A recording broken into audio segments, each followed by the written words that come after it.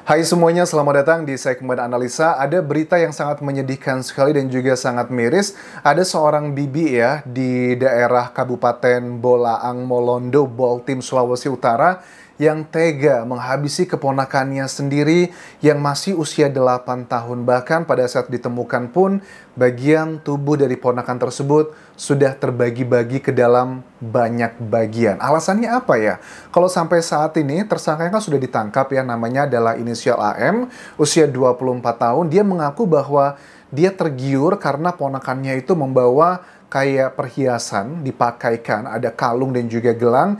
Dan pada saat kasus ini terbongkar pun salah satu penyebabnya karena ada penjual atau toko emas di wilayah tersebut yang mengaku ada emas yang dijual oleh si pelaku dan harganya ternyata cuma 3 jutaan rupiah. Tapi kok tega ya seperti itu. Bahkan pelaku ini kita mau lihat nih, kita mau reaksikan pada saat pencarian. Karena kan di kronologis diketahui pada saat jenazah ditemukan di dekat rumahnya di Tutuyan 3, Kecamatan Tutuyan, pada Kamis 18 Januari 2024 itu, si pelaku ini kelihatan sangat sedih, sangat panik, bahkan dia pun ngebantu warga untuk melakukan pencarian massal.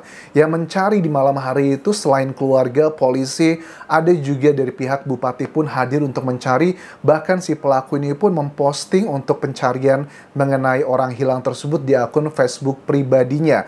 Tetapi kan ternyata semua itu adalah rekayasa belaka. Dan uang hasil penjualan emas senilai 3 jutaan rupiah tersebut untuk dibelikan apa coba? Cuma handphone, kemudian juga nomor provider, dan beberapa barang-barang yang lainnya. Gila ya, 3 jutaan rupiah bisa tega seperti itu. Makanya ini membuat aku tuh gemes banget ya. Jangan pernah menyalahkan, aku lihat komentar-komentar netizen ya. Untuk aku sih nggak empati aja kalau ada yang bilang begini. Makanya anak-anak itu jangan dikasih emas, jangan dikasih apa-apa. Well, menurut aku teman-teman ya, jangan salahkan keluarga korban. Mereka sudah ketimpa musibah. Mau anak itu pakai emas, nggak pakai emas, itu kan urusan mereka. Menurut aku memang si pelaku ini memang sudah luar biasa karena setelah diselidiki menurut Kapolres Boltim, AKBP Sugeng Setiabudi mengatakan bahwa pelaku ini sudah melakukan rencana itu 4 hari, 3-4 hari sebelumnya. Bahkan dia sudah menyiapkan pisau untuk membagi-bagi ya keponakannya sendiri. Ini aku mau nunjukin sama kalian adalah video pada saat si AM ini 24 tahun lagi acting, menceritakan apa yang terjadi kronologinya. Kronologi awal dikatakan bahwa setelah keponakannya itu lagi main sama teman-temannya, dia mengakui bahwa benar bahwa keponakan itu mampir ke rumahnya. Setelah mampir, katanya langsung pulang, tapi setelah itu kan tidak ada. Kronologi detail yang ternyata di hari yang sama juga pada saat dicari sama warga, keponakannya itu diajaklah ke kebun. Pas di kebun itu sekitar jam 11 WITA, 11 WITA siang, keponakannya tersebut langsung dieksekusi di situ. Dihajar, kemudian dibuangnya ke selokan dan diambil kalung dan juga gelangnya lantas langsung dijual. Itu adalah kronologi singkatnya. Yang lebih menariknya adalah Actingnya sebegitu meyakinkan pada saat sang bibi ini bercerita ke warga yang sedang kebingungan saat itu. Cium tangan di situ. Jadi jam berapa nih kita sekolah nih? Jam 11. Kita di muka orang tuh. Yang ada bilang dia bilang bunda jam kita hilang. Jadi ada ngelihat ke atas itu adalah indikasi orang bohong, teman-teman. Pas kita susah masuk ke adek, dia cuma di muka pintu. Bang kaget dia dapat dengar suara. Ngelihat ke atas mulu beberapa kali kelihatan banget sih matanya. Coba mau kemana mana tunggu dia bang, tunggunya dalam aku dia pergi. Ada pergi asal, ada lagi ke belakang. Cuma sini. Neneknya tahu kamera dia. Cuma pas dia turun, kita kan memang ada banyak. Kita dia turun tuh. Cuma pas kita bahas adek, pulang kita balik-balik apa dia sudah ada. Jadi berarti antara dua rumah situ dia dapat potong akang. Yo, jadi antara rumah pertama di sini 4 orang, jadi di antara rumah 4 orang, atau di rumah kedua ini. Terlalu detail. Jadi kurang aja dia dapat potong situ. Nah dari situ. Jam berapa? Jam 11 tahun. Terlalu detail, jam 11 dia tahu. Pokoknya pakai daster putih. Pakai daster putih.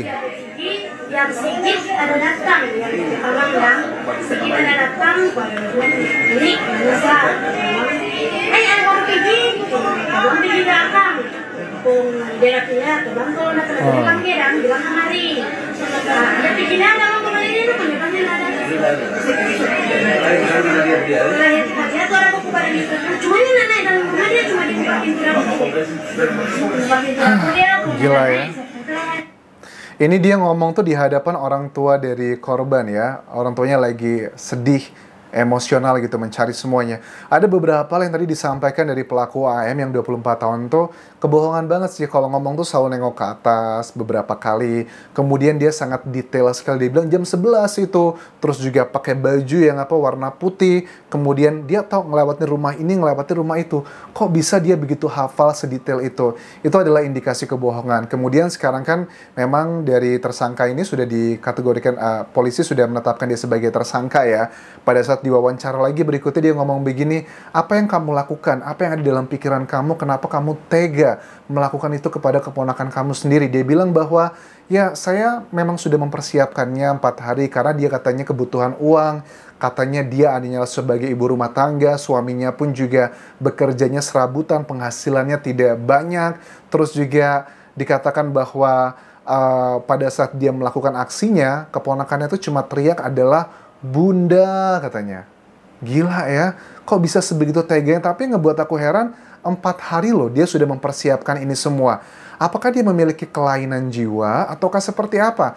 Maksudnya secara angka 3 jutaan rupiah itu kan ya mayoritas lah mungkin di Indonesia bilang itu uang gede. Tetapi kan 3 jutaan rupiah masa tega sih melakukan hal tersebut kepada keponakannya sendiri? Apa yang terjadi gitu.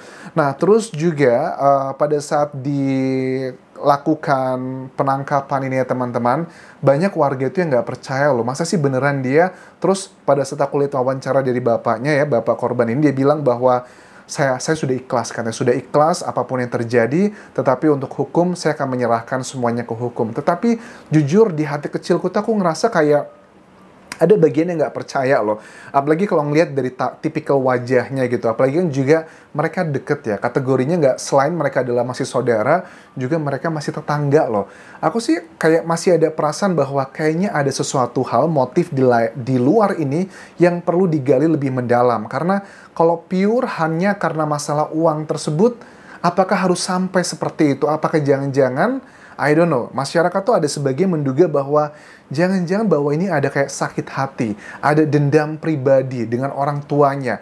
Ini yang perlu digali lebih dalam. Nah, untuk pasal yang dikenakan sendiri sudah dikatakan dari AKBP Sugeng Setiabudi ini, dari Kapolres Baltim, ini sudah memenuhi unsur pembunuhan berencana, di mana pembunuhan berencana itu ada jeda antara eksekusi dengan perencanaannya. Di sini diketahui dia sudah merencanakan 4 hari sebelumnya, bahkan dia sudah mengasah pisaunya. Kalian tahu pada saat ditemukan itu kan ini dalam hari yang sama ya. Dilaporkan hilang itu kan di sekitar Kamis malam.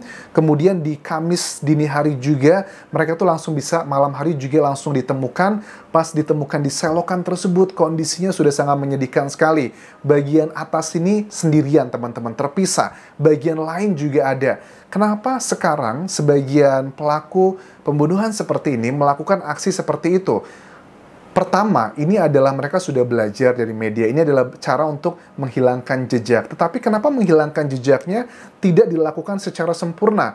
Apakah cuma dipisah-pisahkan saja bagian-bagian tersebut? Apakah juga yang direbus ataukah juga dibakar? Itu kan agak unik ya. Kalau memang cuma mau dihilangkan jejaknya, kenapa hanya bagian seperti itu? Tetapi memang pada prinsipnya kebanyakan masyarakat, aku lihat dari kasus-kasus yang terjadi, tujuan dari pelakuan dipisah-pisahkan seperti itu adalah untuk menghilangkan jejak siapakah korban, untuk identifikasi agak sulit.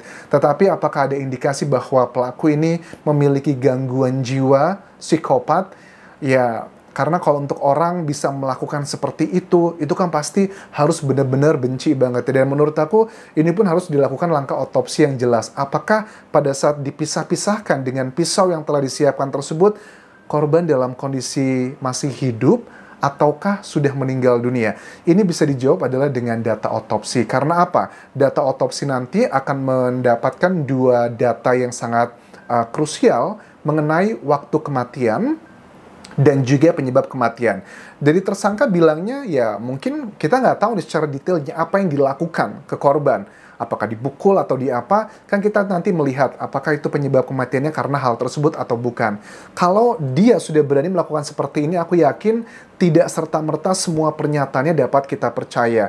Apalagi kalau seandainya nanti ada temuan bahwa pada saat dibagi-bagi tubuh korban tersebut ternyata dalam kondisi masih hidup, itu luar biasa. Itu kan sakitnya pasti luar biasa dan juga menyimpan kebencian begitu mendalam. Secara simpel, kalau aku pernah ngobrol dengan beberapa dokter otopsi, kalau korban tersebut pada saat dipisah-pisahkan dalam kondisi yang masih hidup, itu akan kelihatan banget bedanya seperti apa. Irisannya, ada pembuluh darah yang pecah atau tidak, itu kelihatan banget. Tapi kalau dipotong-potongnya dalam kondisi sudah meninggal dunia, itu juga tidak akan ada pembuluh darah yang pecah. Karena kan pembuluh darah itu masih ada kalau orangnya masih hidup. Kalau sudah tidak ada ya tidak ada lagi pendarahan-pendarahan seperti itu. Itu juga harus dicek menggunakan data otopsi yang lebih detail. Sangat menyedihkan sekali dan sekali lagi teman-teman, please jangan salahkan keluarga dengan menulis komen bahwa makanya jangan pakaikan emas buat anak-anak kalian. Menurut aku 3 jutaan rupiah itu, I'm so sorry, tidak bermaksud meng-underestimate. Jangankan emas, baju-baju anak sekarang, sepatu ataupun apapun juga banyak kok nilainya yang lebih dari 3 jutaan. Tapi bukan berarti itu adalah excuse untuk menyalahkan korban, makanya jangan pakai emas dan sebagainya. No, ini adalah sebuah tindakan kriminal. Memang si orang ini memang sudah berniat buruk, teman-teman.